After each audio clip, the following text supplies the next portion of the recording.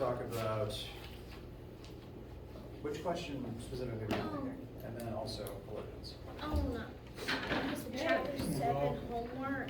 7 homework? Yeah, question number 6. I was also gonna ask, did you update that review for the final? I did. You I did? just posted it this morning. Okay. The practice test has 25 questions. The actual exam is 60. I just wanted to create as much practice as possible. All right, awesome. Cover all the bases. You can take it down. It has new questions on it, switched a few of the out-of-date ones around, and renumbered everything so it doesn't skip around so much.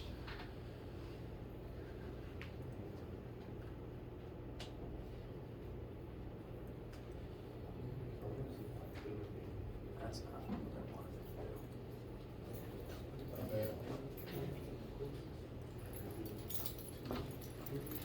All right. You said chapter 7, section 6? Yes. All right. So this particular question is ultimately an MC delta T question. This particular person, Susan, is going to generate thermal energy inside of her body, and that is going to cause her temperature to rise. This is a hypothetical situation where all of that generated energy stays inside of her body rather than being vented normally is through human skin. So Q equals MC delta T. You are told Susan's mass. You're also told to assume that her body is entirely water for the sake of its thermal properties. So we'll have a randomized mass to plug in. The specific heat of water is 4,186. The goal is to calculate delta T, so that is the unknown we will leave as it is. That means we need to figure out how much thermal energy is generated inside of her body in a day. It says 80% of the calories that we consume are converted to heat. She consumes some number of kilocalories on this particular day, and 80% of that is going to turn into thermal energy. So 80% of that number is the thermal energy she creates in kcals. But before you can use that here, you have to turn that into joules. So to kind of show sample calcs. 80% of this number, so this number just times 0.8, whatever number you've got, that'd be about just shy of 1,600, I think.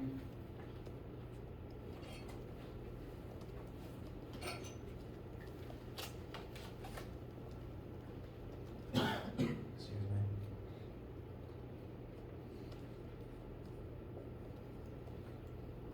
So, this number times 0.8 gives you the amount of heat produced. The other 20% of the consumed food actually is used for mechanical work.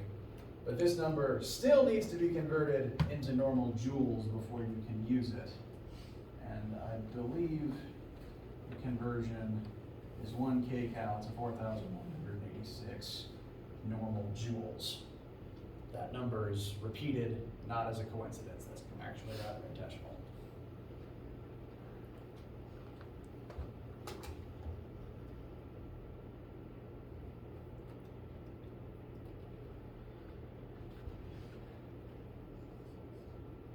Which means, bless you, her body would produce 6,530,160 joules of thermal energy today.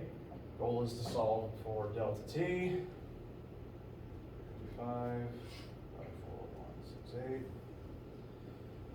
And with these sample numbers, I arrive at a delta T of 28.36 degrees Celsius, which is what Achieve is looking for. The follow-up question is, would that be noticeable? Yes, that is more than the temperature difference between freezing and room temperature. So on the test, if we have a problem like this, and we need to do a conversion, are you gonna give us a conversion factor? Yes. My assumption when doing these the online homework is, you're on the computer, the internet's right there, constants are free to look up. On the test, I give you all of them.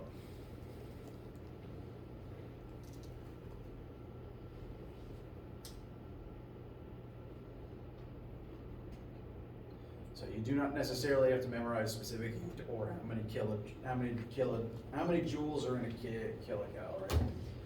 Does that help with the original question? Yes, it does, thank you. You're welcome. Momentum collisions. Any specific question in mind or just concept overall? So on the test, I don't know if you know what the test is going to look like, but would there probably be any Practice. Yeah. Which I forgot what they're called. Because I know there's the collisions that stick, and collisions that bounce. Are there going to be any collisions that just bounce on the test? Because those are a little bit tough. They are. I will say that when I'm writing test questions, my intent is not for you to have to waste a bunch of time on them. I will try to write them in ways that the point of the question is to understand what's being asked, put numbers into formula, arrive at answer relatively quickly. You are correct that elastic ones can take longer, but there are ways where they don't have to. There's ways I could write an elastic question to where it wouldn't be the worst thing in the world. And you know what? Let me actually.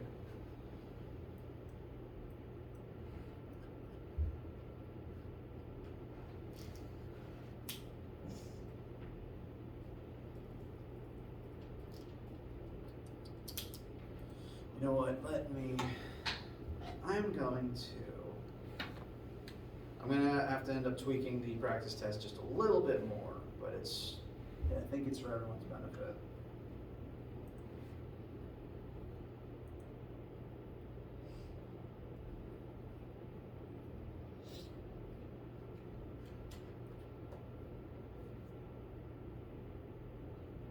Never mind. Can't do that quickly. So this is the practice. Hold on. This. There. This is the practice test. Here we have a momentum collision type question. And to make sure you can practice both versions, here I have asked for both versions. Now, you're correct. The elastic ones have the potential to be a lot more difficult. Reason for that is, in terms of momentum, they actually both share the same startup phase. If you're comparing the momentum before and after the crash on each side,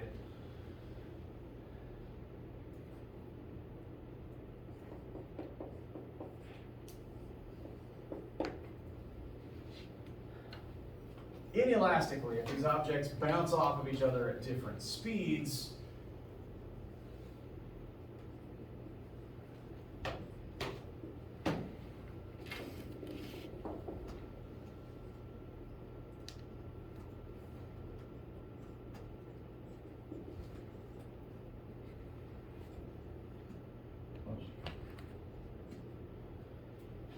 the problem that comes up when comparing the momentums is that you don't know either final velocity. Whereas inelastically, if they stick together,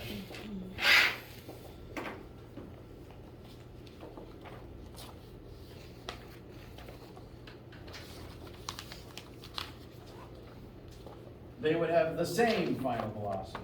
So on the inelastic side, it's the same variable in two places. On the elastic side, it's a different variable in two different places. And so this type of question, the way it's presently written, the difficulty comes from not having either final speed, not having either of them. And then you have to go through two equations, two unknowns to try to figure out what to plug in order to make that problem go away. That is, I would say, one of the longest types of questions that I've given you this semester. Now, this problem really only comes up if you don't know either final velocity. So the way this question is currently written, find the final velocity if the equation is elastic and the cars bounce off of each other without specifying either final speed. This is a problem in that scenario. However, I could write the question slightly differently to where you know what one of the final speeds is. I could give you that information, in which case one of these would be a known, and there's only one unknown. So if I were to ask an elastic question, given that the exam is timed, that's probably how I would do it. And for that reason, I'm glad you asked, because that didn't quite register in my brain when I was going over this morning. I'm going to change this to better match. So this collision question, the number is different if you've already looked at the practice test. Currently it's number 17. I'm going to tweak it just a little bit after class ends. I just have to run through the calculation real quick to check what the final velocities are first. I'm going to tweak this slightly so that the elastic one better matches what I would actually ask you to do on the test.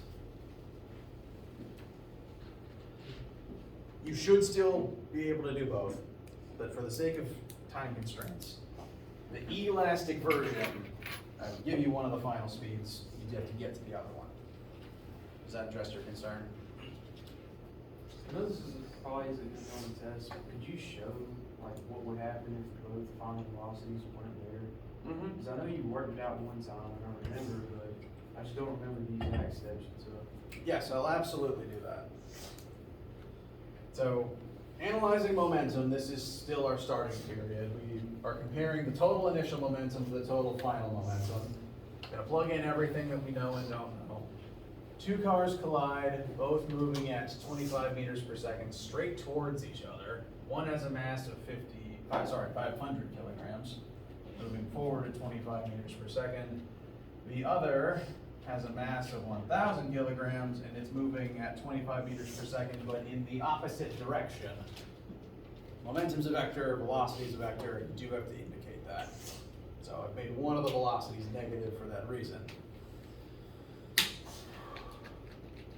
So that's all the initial momentum present. Now on the other side, the masses are unchanged, but we don't have either final speed. So that would look like this.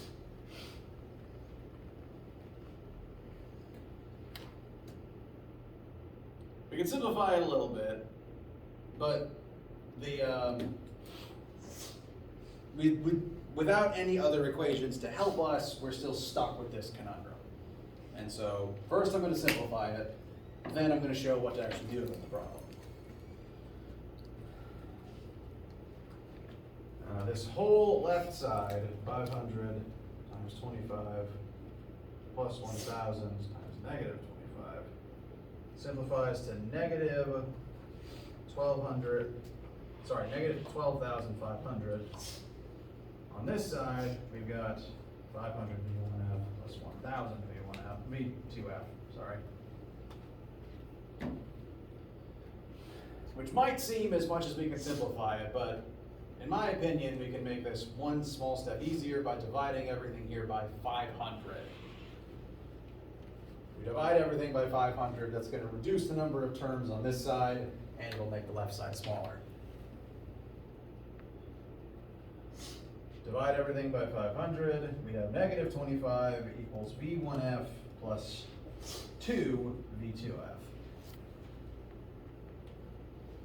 So we just made all the numbers smaller. Still have the problem of two different unknowns, and that means we have to consult a second equation with the same two unknowns in it. And the thing with elastic collisions is we have three options for comparing the different stages of the collision.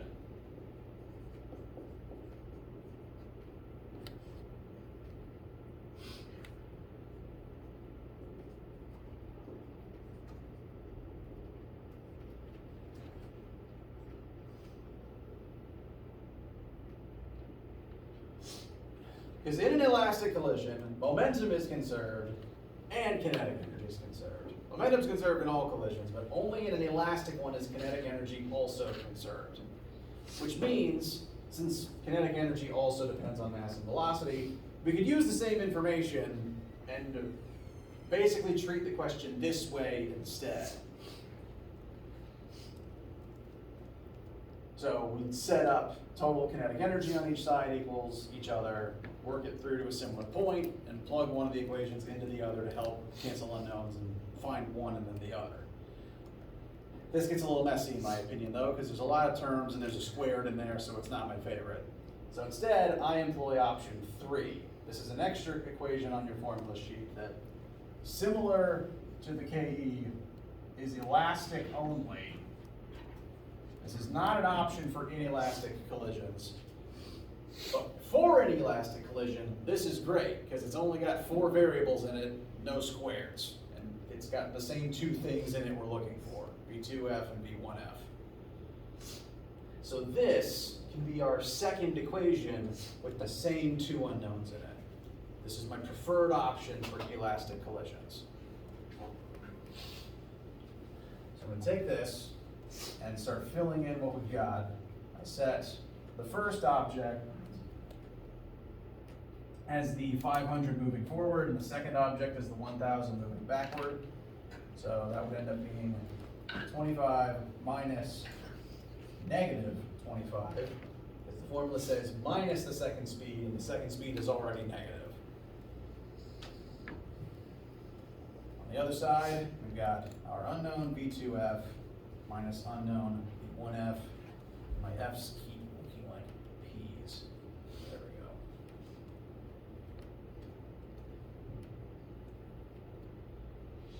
This is now a second equation with the same 2 unknown things in it. 2 equations, 2 unknowns means we can use these in conjunction with each other, combine them together, and actually get where we want to go. Whereas one equation with 2 unknowns, it breaks down, it just stops. But to simplify this by one little step, just real quick, because 25 minus negative 25 ends up being 50. So I'm just going to go ahead and get that written down. So our 2 equations are negative 25 equals V1F plus 2 times V2F, and then separately, positive 50 equals V2F minus V1F.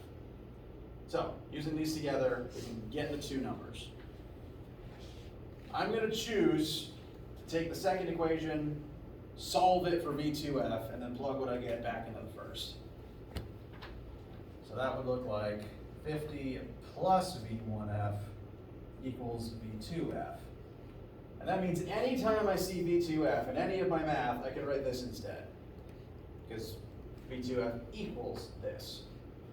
So, I'm going to take that and rewrite the first equation, but with 50 plus V1F instead of V2F.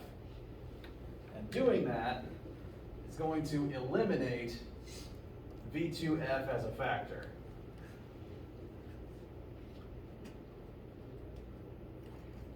Oops. I say that and then I almost write V2F by accident.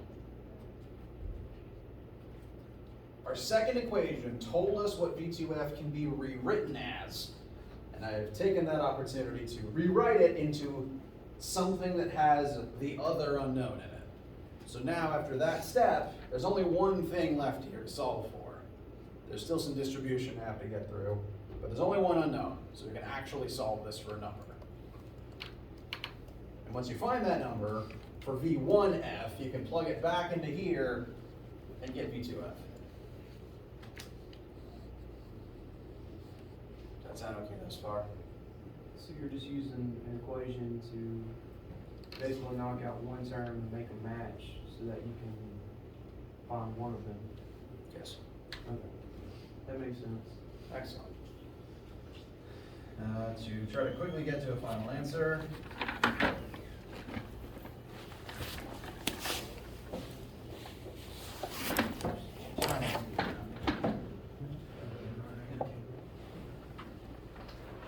So factor in the 2 we get here.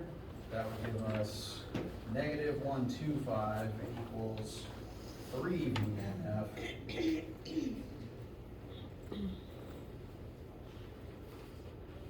V1F is going to come out to be negative 41.67 repeating meters per second.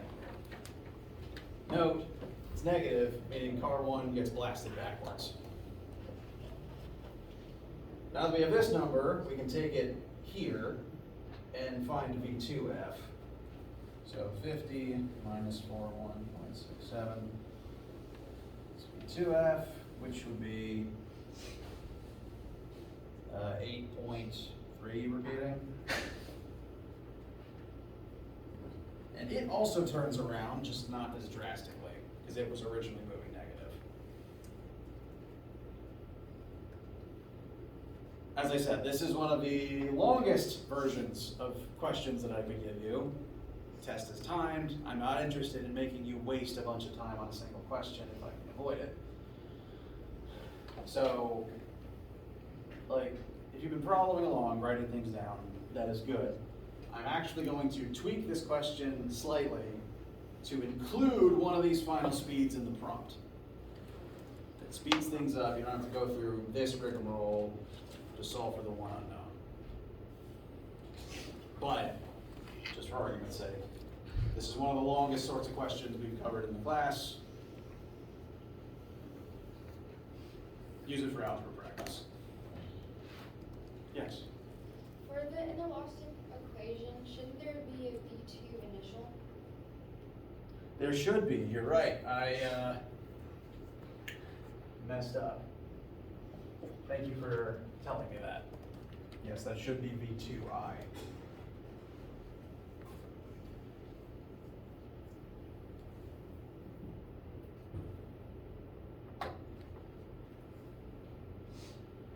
On another note, do you want us to know Bernoulli's equation?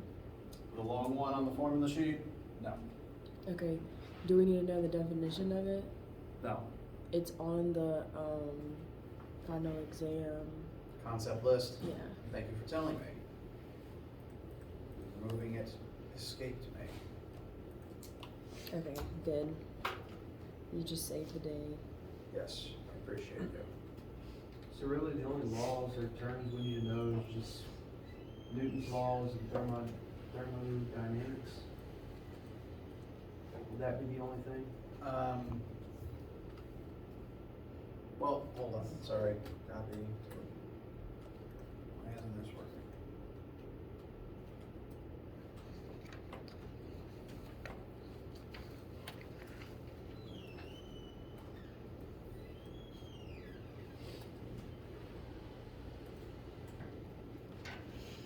Efficiency, conduction, conservation of energy, laws of thermospecific heat, temperature.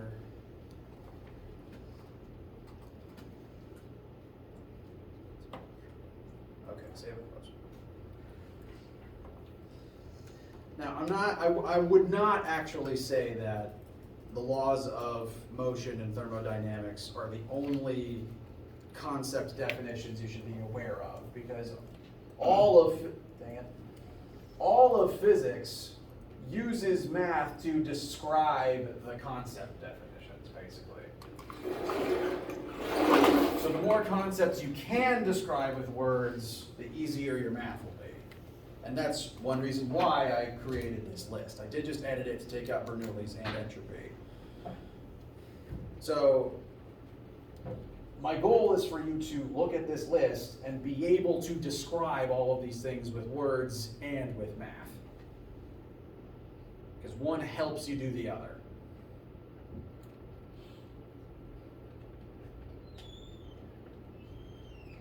This whole list just goes from the start of the course all the way through to the end. There's also a small list of things at the bottom that aren't on the exam, things that I may mention, I may have talked about briefly or may mention before the end of the week that won't be there.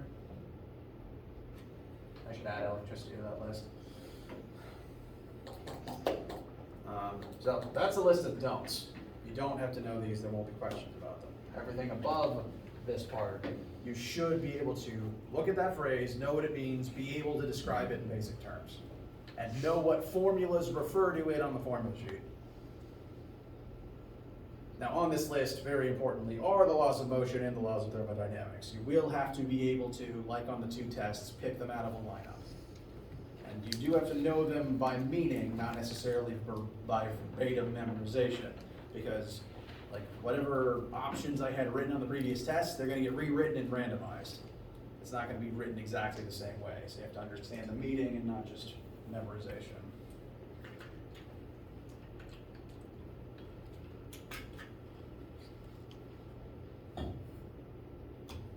Does that answer the question?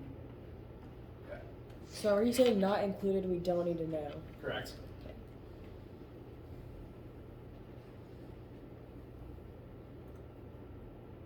Everything above not included, you should know. It's not highlighting.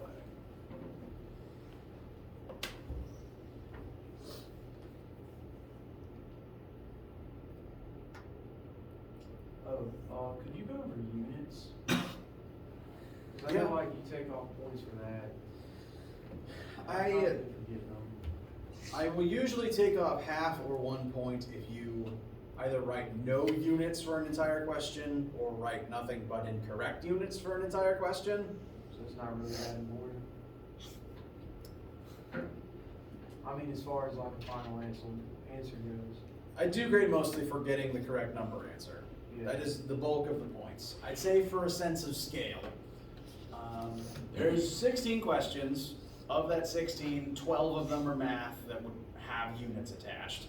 If you didn't write a single unit on the entire test, the entire final, that would be 12 points missing out of 205, which would amount to 6 points off of the actual grade. So I do mark points off for ignoring units to get you into the habit and to benefit you for writing them down. But if you do get them wrong, it's not the end of the world. Now, that said, it is good to understand units. I want people to be able to use them correctly because the horror story I like telling is that if you don't use your units correctly, you don't note them correctly, you could cause a probe to crash into Mars and lose millions of dollars, which actually did happen because someone at NASA was working in feet instead of meters and didn't tell anyone, so the rover thought it was higher up than it was and deployed its parachute too late. Because it was thinking in feet. All right, I need to be 32 units off the ground, but 32 feet is closer to the ground than 32 meters. So the chute was deployed too late, and that's millions of dollars we'll never get back. So, standard units that everything should be operating in: meters for distance, volume. We prefer meters cubed around here. Area, we also prefer meters squared. Mass, kilograms. Force, newtons. And the definition of 1 newton is 1 kilogram times meters per second squared. Energy, joules. Power, watts. Definition of 1 watt is 1 joule per second. What else comes to mind? Pressure. Pascals. Definition of a Pascal is 1 Newton over 1 meter squared. Time, we usually operate in seconds.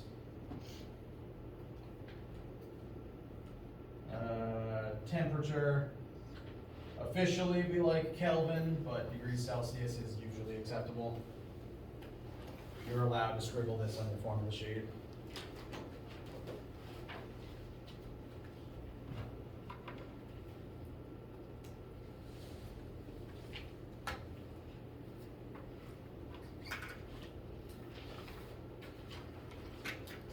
There will be times where I might give you centimeters. I'd say it won't be unlikely that I give you an area in centimeters squared and you have to turn it into meters squared. So you can also write King Henry died by drinking chocolate milk on your formula sheet, and you need to be able to use it to turn centimeters into meters, and furthermore, centimeters squared into meters squared. Excuse me.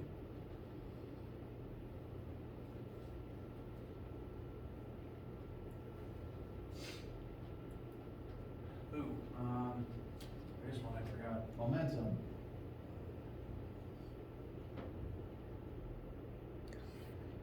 that unit is actually just kilograms times meters per second. Because we never invented a different one.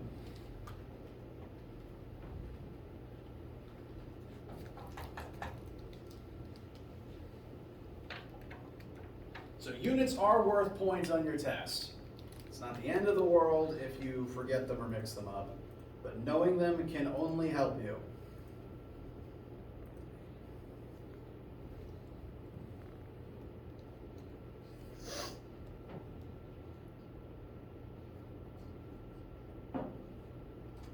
When will you have the updated thing so we can print it out? The updated practice test. Oh. The version currently up here is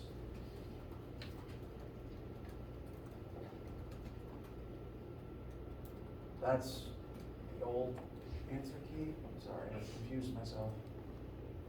Formula sheet.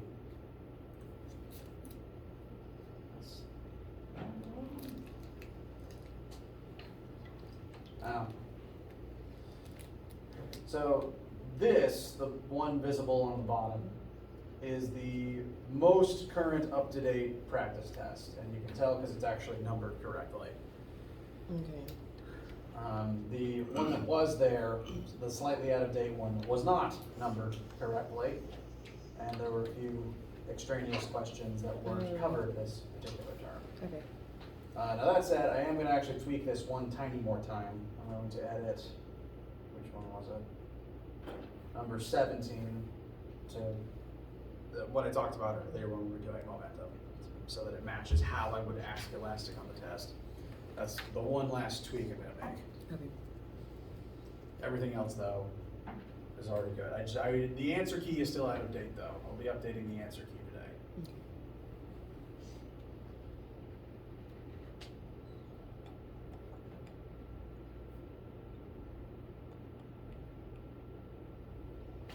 Can you go over torque? Torque? Torque. That's one for the list.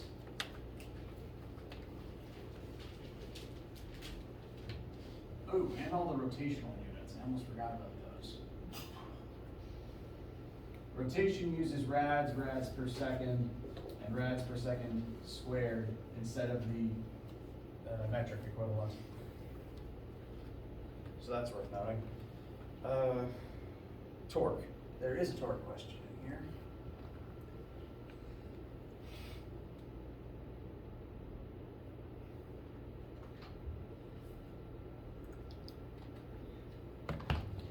Torque.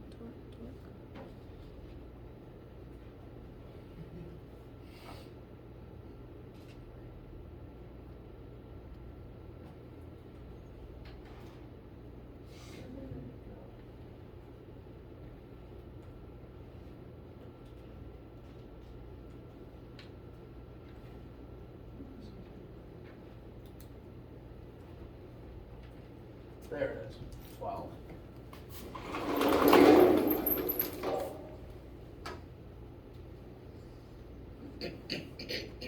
Bless you. Thank you.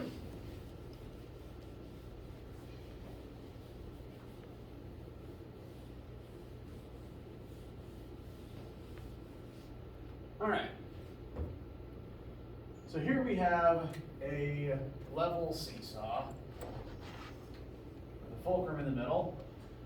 An object of mass 150 kilograms is placed 45 centimeters away from the fulcrum. And that is going to generate torque. The weight acting on this object is going to pull down at this distance from the fulcrum, and the torque formula tells us that that is going to generate torque, and torque will cause it to rotate if that torque is unbalanced. And we can figure out how much torque that would make. Torque 1 equals that radius, so 45 centimeters converted to meters, times the weight of 150 kilograms. Note that mass is not weight, mass times 9.8 is weight.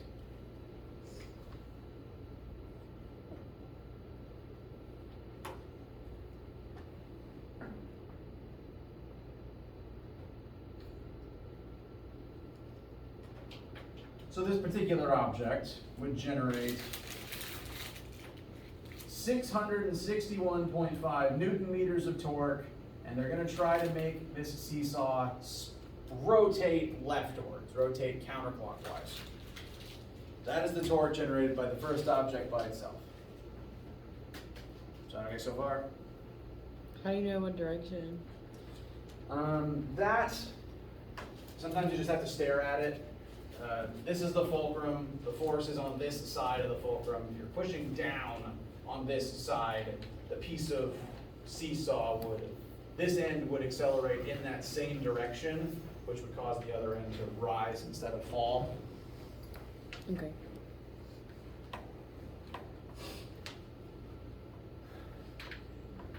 I'm only noting this for concept's sake.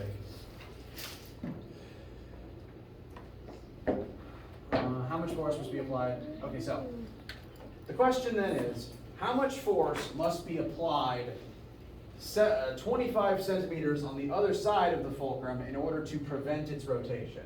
Right now this is going to spin, but we don't want it to spin. So something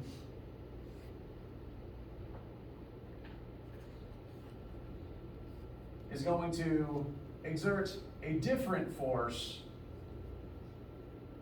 here, closer to the fulcrum, but on the opposite side. We don't know how much force it is, but it needs to be enough so that it stops the rotation from happening. And kind of like how objects don't accelerate linearly if the net force adds up to 0, if all the torques add up to 0, the object doesn't start accelerating angularly. So to keep this level, we want the net torque to be 0. So all the torques on one side have to balance with all the torques on the other side.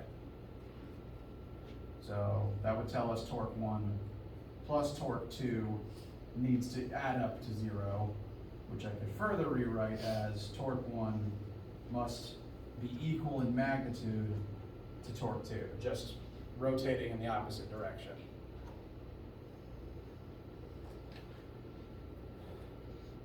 We already found the torque generated by that box. Now we just need to figure out how much force is needed to generate the same amount at a different position on the other side. So we're solving for, actually no, we know what R2 is. And I'll write it in the formula, it doesn't matter. So the first torque is this big. The second torque in the opposite direction, on the opposite side, needs to equal the same amount, and we want to know how much force that takes to generate that same amount. So 661.5 equals, our radius this time is 25 centimeters, because our unknown mystery force is acting here, 25 centimeters on the other side, rather than 45. And we would solve for the unknown amount of force.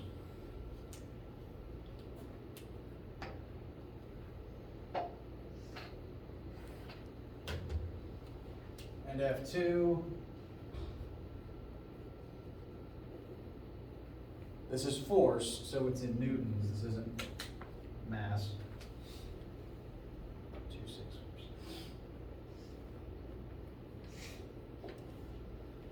2,646 newtons.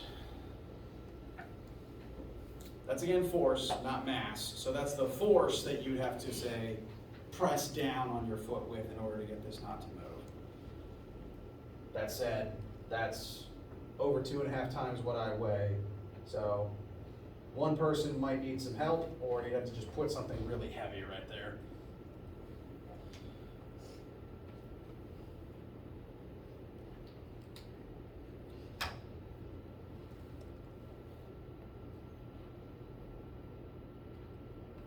Does that address your concerns thus far?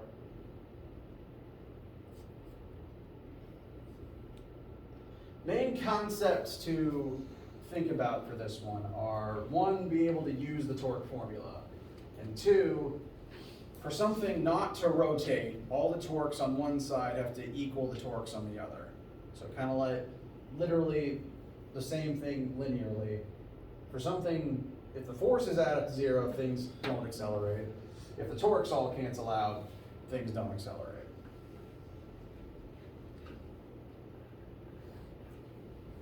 I guess feeling.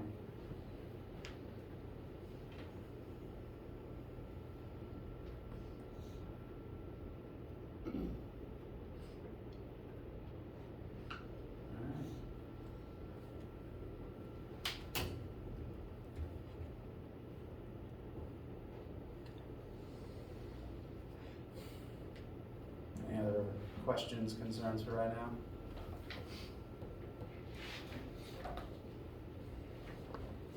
So the Bible isn't gonna be something we need to go like buck wild studying for, right?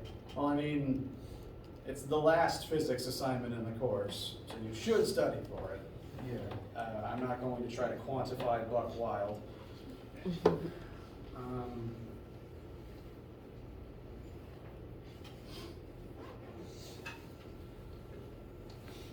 My philosophy when writing my tests is to try to write them in a way that they gauge what you understand and how you're able to apply the information.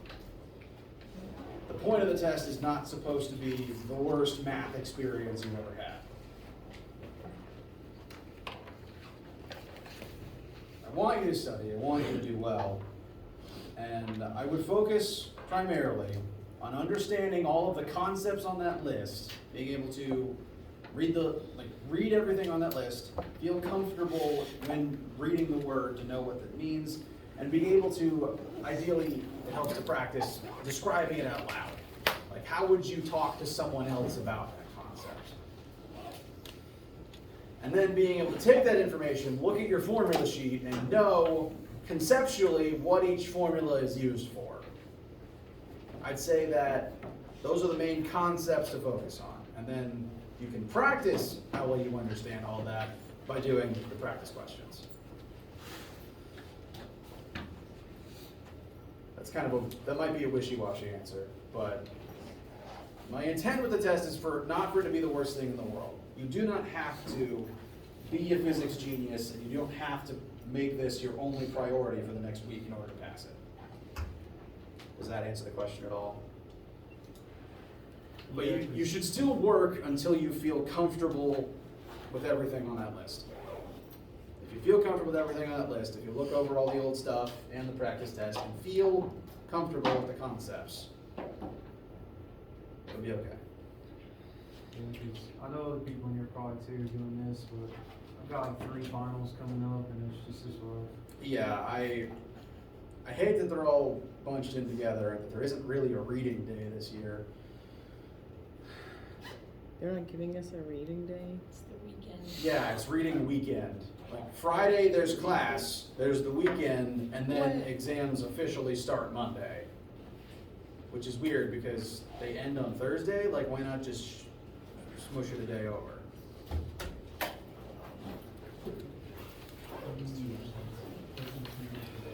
And remember, while you're studying, ask me anything. On Friday, we'll spend some time still addressing questions. Do please come to class on Friday. I know I'm usually not a stickler for attendance, but please be here Friday. If it helps, I'll bribe you with candy. Have a great day. Let me know if you need anything.